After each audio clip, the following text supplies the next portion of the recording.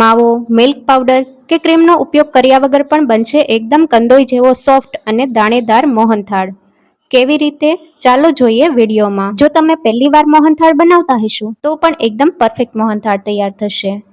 ઘરમાં રહેલી કોઈ પણ એક વાટકી સેટ કરી લેવાની.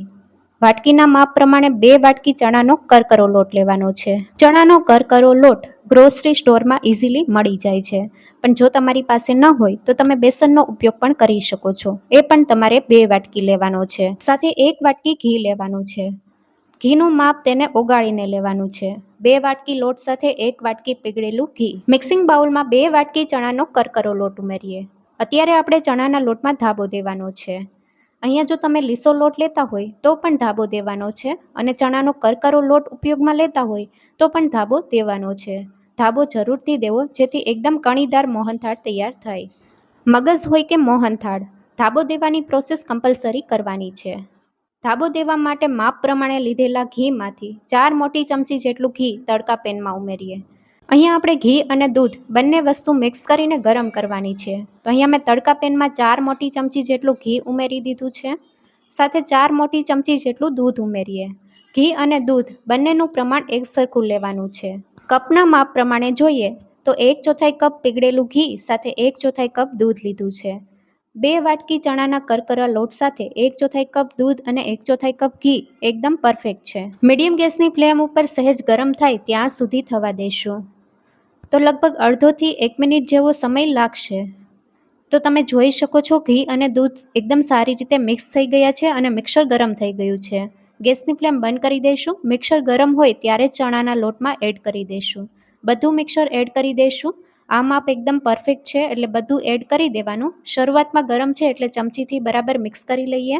હવે હાથની મદદથી બંને હાથ વચ્ચે આ રીતે લોટને ઘસવાનો છે, જેથી લોટના દરેક કણમાં મોણ એકદમ સારી રીતે મિક્સ થાય છે.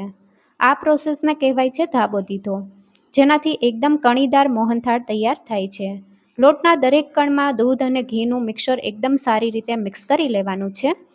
તો લોટના દરેક કણમાં એકદમ સારી રીતે ઘી અને દૂધનું મિક્સર મિક્સ થઈ ગયું છે. ધાબો દયેલા લોટને હાથેથી આ રીતે પ્રેસ કરી લઈએ અને હવે ઢાંકીને 10થી 15 મિનિટ માટે મૂકી દઈએ, જેથી તેમાં કણી તૈયાર થશે. લગભગ 15 મિનિટ જેવું થઈ ગયું છે. ઘી અને દૂધ લોટમાં એકદમ સારી રીતે એબ્સોર્બ થઈ ગયા છે. હવે લોટનું ટેક્સચર આપણે એક સરખું કરવાનું છે. તો એકદમ દાણેદાર લોટ તૈયાર થયો છે, પણ એક સરખી કણી પાડવા માટે આપણે મોટા કાણાવાળી ચાળણીથી લોટને ચાળી લઈશું. ધાબો દયેલા લોટને ચાળવો જરૂરી છે, જેથી એક સરખી કણી તૈયાર થશે. તો લોટને એકદમ સારી રીતે ચાળી લઈએ. અમુક કણી મોટી હોય તો હાથેથી આ રીતે ઘસીને ચાળી લઈશું. તો બધા લોટને એકદમ સારી રીતે ચાળી લઈએ. જો તમે લીસા લોટમાંથી મોહનથાળ તૈયાર કરતા હોય તો તમારે રેસીપી જોતી હોય તો અમારી યુટ્યુબ ચેનલ NY કિચન પર પોસ્ટ કરેલી છે. લીસા લોટમાંથી પણ એકદમ દાણેદાર મોહનથાળ તૈયાર થશે. લોટનું ટેક્સચર તમે જોઈ શકો છો, એકદમ કણીદાર તૈયાર થયું છે. હવે લોટને શેકવા માટે જાડા તળિયાવાળી કઢાઈ લેવાની છે, અથવા તો નોનસ્ટિક પેન પણ લઈ શકો છો. માપ પ્રમાણે લીધેલા ઘીમાંથી અડધી વાટકી ઘી ઉમેરી દઈએ. ઘી એકસાથે નથી ઉમેરવાનું. અહીંયા આપણે ઘી એકસાથે કેમ નથી ઉમેર્યું એ હું તમને વિડીયોમાં આગળ જણાવીશ. ઘી ગરમ થઈ ગયું છે. હવે લોટ ઉમેરી દઈએ. લોટને શેકતી વખતે ગેસની ફ્લેમ ધીમી રાખવાની છે. લોટને શેકવાની પ્રોસેસ ધીમા ગેસ ઉપર જ કરવાની છે. મીડિયમ કે હાઈ ગેસની ફ્લેમ ઉપર નથી કરવાની. શરૂઆતથી લઈ છેક સુધી ધીમા ગેસ ઉપર લોટને શેકી લઈશું. લોટને શેકાતા 2 મિનિટ જેવું થઈ ગયું છે. શરૂઆતમાં લોટ બધું ઘી એબ્સોર્બ કરી લેશે, એટલે એકસાથે નથી ઉમેરવાનું. 2 મિનિટ થઈ જાય એ પછી થોડું ઘી ઉમેરીને લોટને શેકી લઈએ. ઘી ઉમેરીએ એટલે તમે જોઈ શકો છો લોટ ફૂલવા લાગશે અને તેમાં કણી તૈયાર થશે. તો આ રીતે થોડું થોડું ઘી ઉમેરતા જશું અને લોટને ધીમા ગેસ ઉપર 7થી 8 મિનિટ માટે શેકવાનો છે. ધીમા ગેસ ઉપર લોટને શેકાતા 7 મિનિટ જેવું થઈ ગયું છે. માપ પ્રમાણે લીધેલું ઘી બધું ઉમેરી દઈશું. લોટમાં ઘી જ્યારે આપણે એડ કરીએ છીએ ત્યારે લોટ ફૂલવા લાગે છે, જેથી તેમાં કણી તૈયાર થાય છે. લોટ શેકાવાની શરૂઆત થઈ ગઈ છે, પણ તેનો કલર હજી ચેન્જ નથી થયો. અહીંયા આપણે લોટને ત્યાં સુધી શેકવાનો છે કે તેનો કલર ચેન્જ થઈને ગોલ્ડન બ્રાઉન થઈ જાય. તો ધીમા ગેસ ઉપર શેકાવા દઈએ અને લોટમાંથી સરસ સુગંધ પણ આવવા લાગી છે. તો તમે જોઈ શકો છો લોટ એકદમ હળવો થઈ ગયો છે અને હવે લોટનો કલર હલકો ચેન્જ થયો છે, પણ લોટનો કલર હજી આપણે થોડો ચેન્જ થવા દઈશું. થોડી વાર પછી જોઈએ તો લોટનો કલર ચેન્જ થઈ ગયો છે. ધીમા ગેસ ઉપર લોટને શેકાતા 12 મિનિટ જેવું થઈ ગયું છે અને હવે લોટનો કલર એકદમ સરસ આવી ગયો છે. હવે એકદમ દાણેદાર મોહનથાળ તૈયાર કરવા માટે 2 ચમચી જેટલું દૂધ ઉમેરીએ. લોટમાં દૂધ એડ કરવાથી તેમાં કણી તૈયાર થશે. દૂધ એડ કર્યું એટલે તમે જોઈ શકો છો લોટ ફૂલવા લાગ્યો છે. ગેસની ફ્લેમ સાવ ધીમી રાખવાની છે અને સતત આ રીતે હલાવતા રહેવાનું છે. દૂધ ઉમેરવાથી લોટ ફૂલીને ઉપર સુધી આવવા લાગ્યો છે. જો તમે વધારે પ્રમાણમાં લોટ શેકતા હોય તો મોટા વાસણમાં શેકવો, જેથી લોટ ઉપર સુધી ન આવે. આ સમયે પણ ગેસની ફ્લેમ ધીમી જ રાખવાની છે. લોટ એકદમ સારી રીતે નીચે બેસી ગયો છે. તો હવે ફરી પાછું દૂધ ઉમેરીએ. ચમચીના માપ પ્રમાણે 1 ચમચી જેટલું દૂધ ઉમેરીએ. દૂધ ઉમેરીને મિક્સ કરીએ એટલે આ રીતે લોટ ફૂલવા લાગશે. તો આ પ્રોસેસ આપણે 3 થી 4 વાર કરવાની છે.